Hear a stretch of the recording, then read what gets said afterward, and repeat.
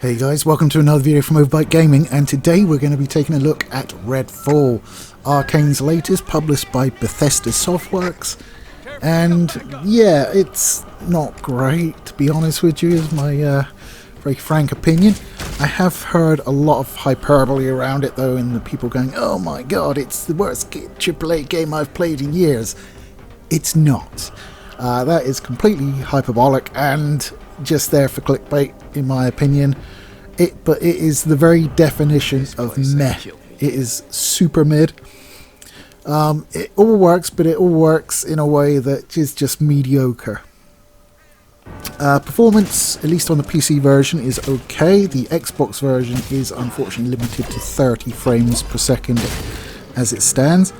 What the footage you're seeing is maximum settings at 1440p, so you can make your own judgments from the metrics that are displayed there. So the premise is set in the town of Redfall, vampire invasion. You find out how it came to be during the course of the game. I won't spoil it in case you want to try it. It is quite impressive. The vampires cast a spell, and it basically creates a tidal wave that just stops in midair and prevents people from getting out by boat. It's visually quite good, to be fair. At least that effect. The actual sort of characters and stuff have the sort of arcane, slightly cartoonized look, which I'm not a huge fan of personally, but you know, that's very much a personal preference thing. The gunplay is okay. You get a decent enough variety of weapons. Obviously, you're facing vampires, so more extreme methods are required to kill them. They do have human lackeys who will go down just fine from a health bullet. The bullets will weaken the vampires, and it will give you an opening to stake them, basically. Some weapons have equipable stakes, so you can put a stake on them.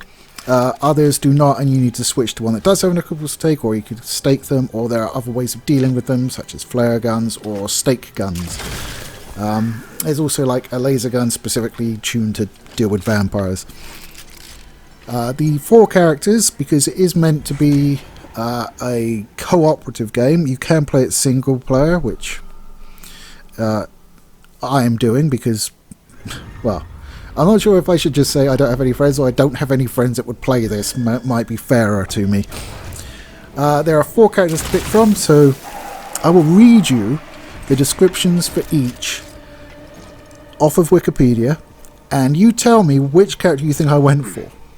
So you have four unique survivors: cryptozoologist inventor Devinda Crowley, or Crowsley, telekinetic student Layla Ellison, combat engineer Remy Della Rosa, and supernatural former US military special forces sniper veteran plus former private military company operator of Bellwether Security, Jacob Boyer.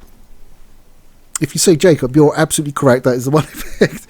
It's like a vampire eye and can call up like a ghost sniper rifle, which is very powerful. He can also cloak, and he has a raven that he can use to mark bad guys.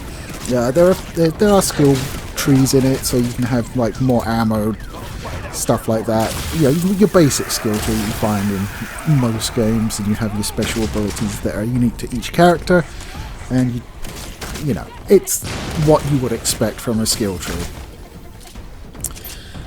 There is a problem with them wanting it to be a co-op multiplayer, is the fact that only the player hosting the game makes progress.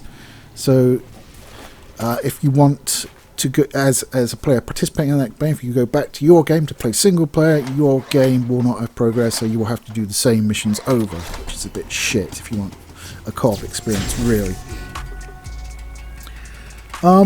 Personally, as I said, it's mid. It's not one that I dreaded playing when I came to it, but it certainly isn't a great game. You do a lot of looting, because obviously it kind of has an RPG survival horror jacket on it, but it is more of a straight up FPS in an open town rather than an open world. There is quite a lot of variation in locations, like this foresty sort of woodland areas, mountainous bits, and obviously in the town itself, which looks like, you know, your standard American relatively small town. The vampires look vampire-y enough. They're all sort of thin with long limbs and fingers, and They're sort of like stretched out humanoids, really. A lot of them are bold as well, which, you know, is a look I'm a fan of, obviously. But I mean, if I'd paid like full whack, I don't know, $60, $70, pounds, for the game, rather than it having come onto Game Pass and being able to just try it for free, I would. I've bought worse for that sort of money, but it's not one I would have liked to have spent that much money on. Let's put it that way. I've heard reports of a lot of technical problems with it. I haven't had any. There's been a few frame drops, but nothing too bad. The AI isn't very good, but I've seen worse. It's just mid-range, and I know people are saying like, "Oh my, look at this from Microsoft. How terrible is this?" I mean, I'm not gonna shit on it that hard, but it's not a good game. It's not a terrible game, but it's not a good game. I can think of many more games I'd rather play. In fact, I can think of more broken games I would rather play. So, in my opinion, it's not really the fault of any technical shortcomings. It's just the fact that the storyline is told in sort of these staticky comic shop voiceovers. I don't really care for any of the characters. I just picked, the most military-looking guy because that's cooler for me. So I don't really give a fudge about the fate of the town. Go vampires, get them all, whatever. It is quite atmospheric when you start the game, and you wake up on a ship and you see like vampires feeding on a body, and you narrowly escape, and then you come out of the ship and you see the frozen wall of water, and then you walk through the docks and get into the town. I quite like that because it's slow paced. There's a few sort of cultists that attack you, but nothing too major, and it's a little while until you sort of fight your first vampire. So I like the build and I like the atmosphere it creates. The sound and the music is good.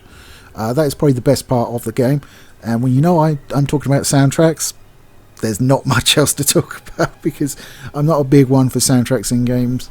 I generally feel they definitely add, obviously, but it's more like a carpet that you're not noticing it until it's like threadbare or gone. Otherwise, it's just what you're walking on. It's a carpet, whatever. There are exceptions, of course, with sort of really nicely done music to complement the sort of thing that is going on the screen, but it's more in cinematic moments, I find. Outside of Doom, of course. And this has a little bit of that nature. I can't remember who did the sound to it. It could even be the same guy that did the Doom soundtrack, but whatever. But even just the music's quite good, but the sound is quite creepy. Like you'll hear vampires whispering and stuff, and you don't know where they are. So it does get you a little bit like that. That's quite well done, I've got to say. And the weapons sound fine. The weapon handling I've heard on controller is a little bit off, but I was using mouse and didn't seem to have a problem with it. I just missed because I'm terrible.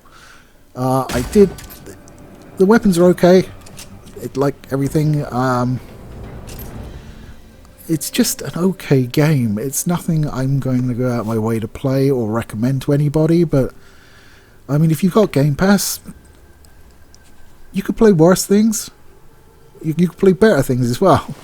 I mean, any of the Gears of War, Halo, Forza, any of the other sort of Microsoft mainstays that are on Game Pass are probably a better idea. And obviously, you've got the entirety of like the Bethesda backlog as well. So you're not starving for games on Game Pass. I know Game Pass is traditionally looked down to, at least nowadays, as like trash tier games that are just shoveling out for you, and I don't think that's quite fair.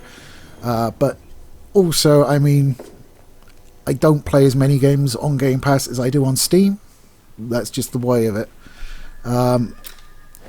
Microsoft don't seem to put out as many games as quickly as, obviously, all the other studios put together that go in on Steam do. But there you go.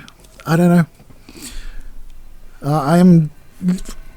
While I'm like doing this review, I mean, I've got a couple more in the pipeline. One is for a rather good total conversion of an older game, which I am going to probably make my next video. And of course, next month we've got Diablo 4 launching, which I am relatively excited about, actually. I've been replaying Diablo 3 while I wait, so I'm quite looking forward to that. But Redfall, let's drag it back. It's okay. It's not the worst game I've ever played, but it doesn't make me care about the characters. I don't find the story interesting, and the mechanics are pretty mid. I wouldn't buy it, certainly not for full price. But as I say, if you got Game Pass, you could play worse. It's not just one. I mean, it didn't like really grab me when it was announced. I mean, when it was announced, I was assuming it was going to be like asymmetrical online competitive shooter crap that I don't like. It's not that. It is co-op, and you can play it solo, so at least it's got that. You know, I'm not having to like play online, which, you know, I'm not a fan of. I can play it solo and shoot vampires and humans, and you know, it's fun for a little while. The gunplay's not bad, but after a while you're just like, yeah, I can't really be asked to run back down to that part of town again, because I couldn't find the historical landmark that acts as a fast travel point, or a safe house that acts as a fast travel point yet. There is a bit of variety in that you do get like mini bosses and stuff like that, and you have like vampire gods in it, which, you know, there you go. I haven't finished it, probably won't, in all honesty. It's just not grabbed me sort of enough to make me want to play it as much as I need to finish it. I've got other things I'd like to play. I was thinking about doing like a Star Citizen update, but I happened to log in at a point where nothing worked because they just dropped a patch for like, was it streaming persistence or something? Where if you put something down in the universe, it just stays there forever unless someone else picks it up. Which seems cool, but yeah, it basically broke the entire game when I couldn't even retrieve my ship, so I was just like, well, that's going to have to wait. I think they may have fixed it now, but it's kind of been backburnered again, so whatever. Yes, so Redfall, I wouldn't pay much money for it, but if you have Game Pass and you like vampires and shooting, kill a couple hours. You probably won't play it to completion. You'll probably just be like, oh, okay, right, that's what it's about. I'm going to go play something better. Anyway, guys, have you played Redfall? Let me know in the comments down below. Have you had many technical problems? As I say, I'm usually quite lucky in that regard, in that I don't get many. I mean, Cyberpunk, Jedi Survivor, and now Redfall, apparently people have been having many problems with, and I haven't had that many. So let me know down below. And as always, I'll catch you later. Take it easy, guys.